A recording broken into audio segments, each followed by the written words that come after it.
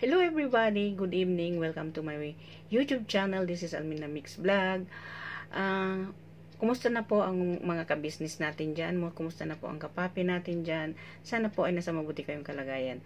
So, ang ating reaction video dito yung tungkol sa tinutulungan ni Papa Dins na yung dalawang mag-asawa na nagmamahalan na mas may edad yung babae kaysa sa lalaki. Siguro alam naman ninyo, nasa thumbnail ko doon ng Age Doesn't Matter. Ang sweet love story nila Ate Dina at Kuya Lito, ang pamagat is Age Doesn't Matter. Ang maraming nagsasabi, ayaw daw nila kasi it's matter. Yung iba naman, age doesn't matter.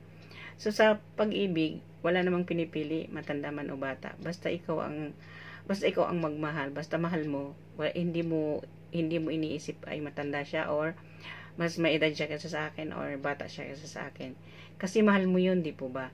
So, ang pag-ibig, sa pag-ibig, walang pinipiling mukha, edad, o katayuan natin sa buhay, mahirap man o mayaman. Basta inibig mo yung isang tao, minahal mo yung isang tao. Yun na yun. Maraming mukha sa pag-ibig eh. May pag-ibig na hindi totoo. May pag-ibig na kasinungalingan lang. May pag-ibig na yung totoong totoo. May pag-ibig yung ginagamit ka lang. Yun.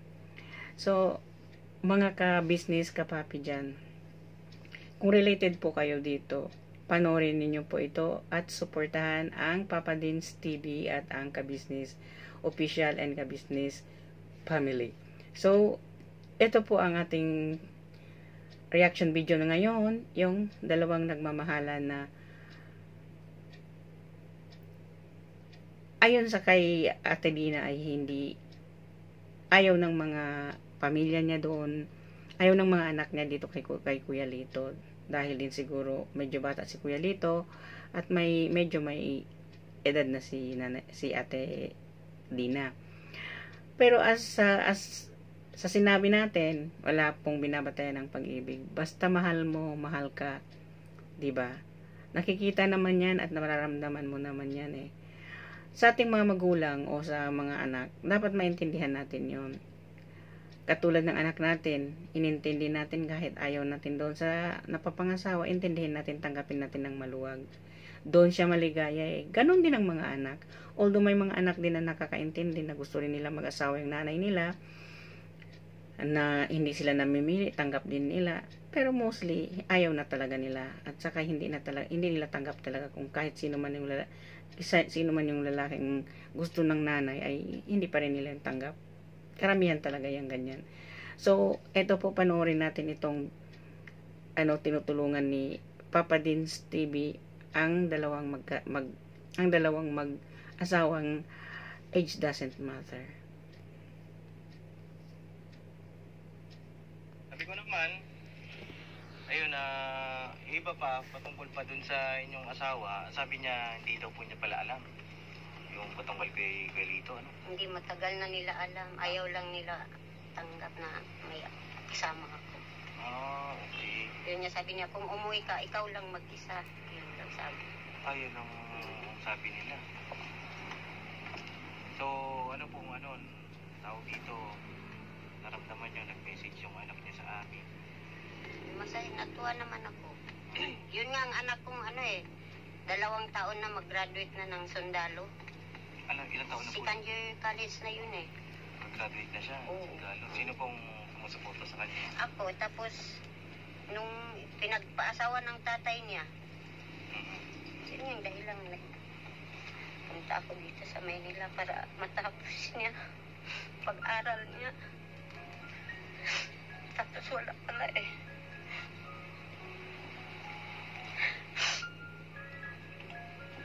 Paano wala po?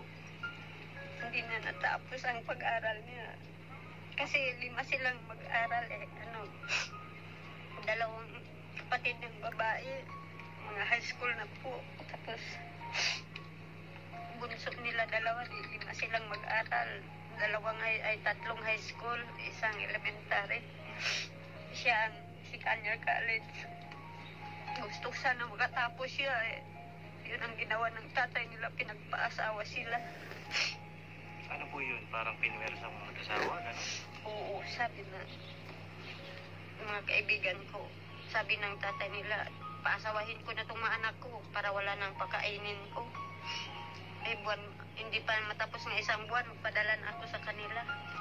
Sayang naman, 2 taon na lang sana. Oo. Pero yung isang kapatid niyang babae, kahit may anak na siya isa, natapos niya ang grade 12 niya. Sabi ko, okay lang. Kamusta po ba yung asawa ninyo doon sa Mindanao? May iba na rin po ba? May asawa na rin po. May asawa na rin. Marami din daw po ang anak. Sabi ko, isa na lang ang papakainin niya, yung bunso. Naghanap pa ng marami. Eh, kasalanan niya yun. Tapos, anong ginawa niya sa mga anak ko? Pinagpaasawa niya. Kasi marami daw siyang papakainin. O ngayon, nag-asawa siya ng maraming anak din. Eh, yung anak niyo po na yon ay ilan na ang anak? Yung nag-message sa inyo po. Opo. Yun po ba yung second Opo. year? Oo. Yun pala yun. Kanay college na yun. Isa pa ang anak niya. Nakikita niyo pa yung mga picture niya? Gusto niyo ipakita ko sa inyo? May mga picture naman sila. Ito yung kanyang profile picture niya. Yung kinasal yata sila doon. Opo yan, kinasal sila. Opo. Kapang kamukha niyo nga po eh. Ayun ang So, anak niya. apo niyo. Nakasama niyo na po yan, hindi pa, Hindi ko pa nakita. Ang nakita kong apo ko, lang.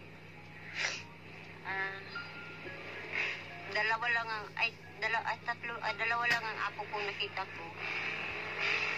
8 na ang apo ko eh. Hindi ko pa nakita yung anak niya. Ito po, ito anak niyo ito, no? Ayun. Matangkad. Matangkad siya. Pero ang panganay niya, ang panganay ko, siya, mas matangkad siya. Ilan taon na po yung panganay?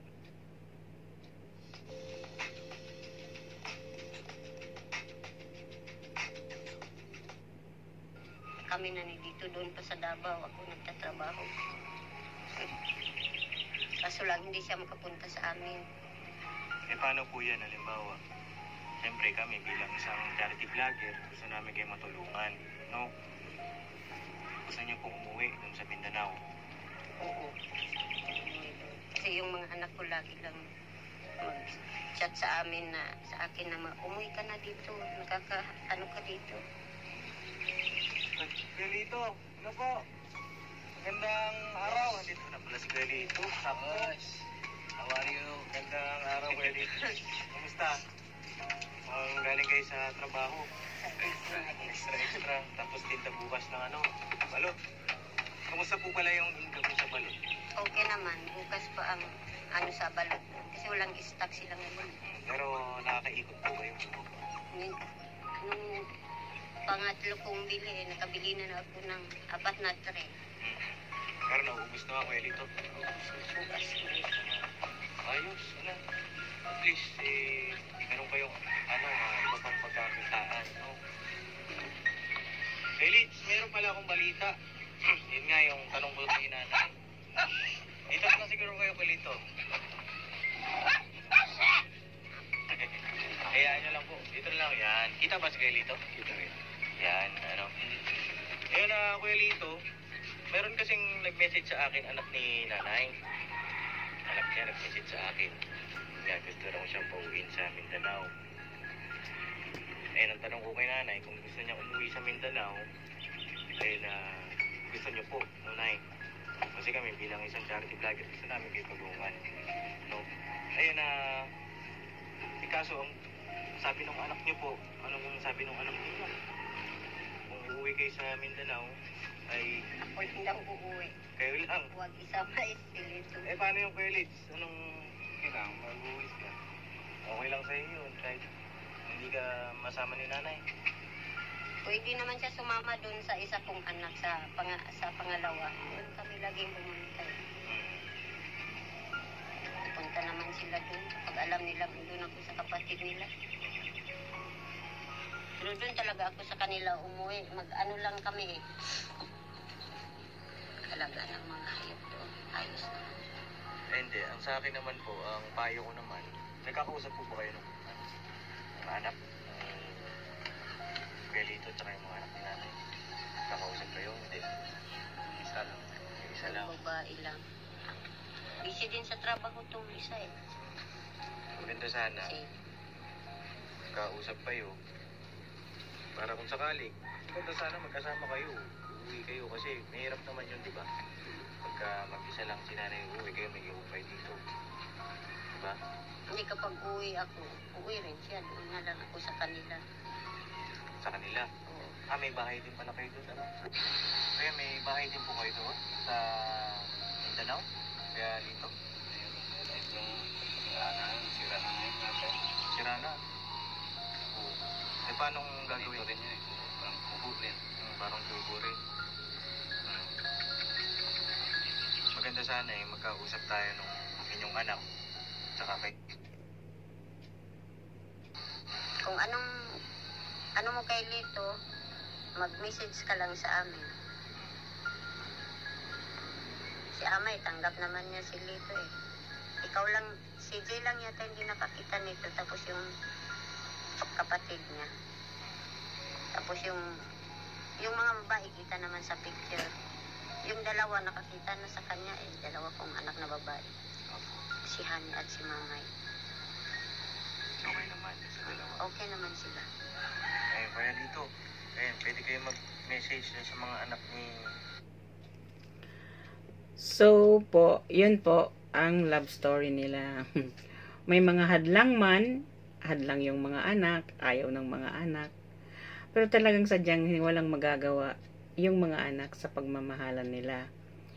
So mga ka-business, mga kapapi dyan, kung related po kayo dito sa love story ni Ate Dina at saka ni Kuya Lito, wag po natin hayaan na mabroke ang inyong relationship dahil lang po na may humahad lang sa atin. Mali man po ang umibig sa hindi magkaedad, pero pag-ibig pa rin po yun kasi tao tayo eh, magmahal, nangangailangan ng katuwang sa buhay, kaya walang basehan ang pag-ibig. Sa pag-ibig, sa mata ng pag-ibig, lahat tayo pantay-pantay eh. Walang mahirap, walang mayaman, walang may edad, walang bata, basta magustuhan mo, matipuhan mo, yun ang binigay sa'yo ng Diyos, tanggapin mo, at mahalin mo, at irespeto mo. Kasi po, sa dalawang nagmamahalan, huwag alisin ang respeto, at pagmamahalan at pag-uunawaan, para hindi po kayo magkahiwalay ng tuluyan. Kasi, related po ako sa hiwalayan. Okay. Thank you very much for watching. Hope you like this video of mine.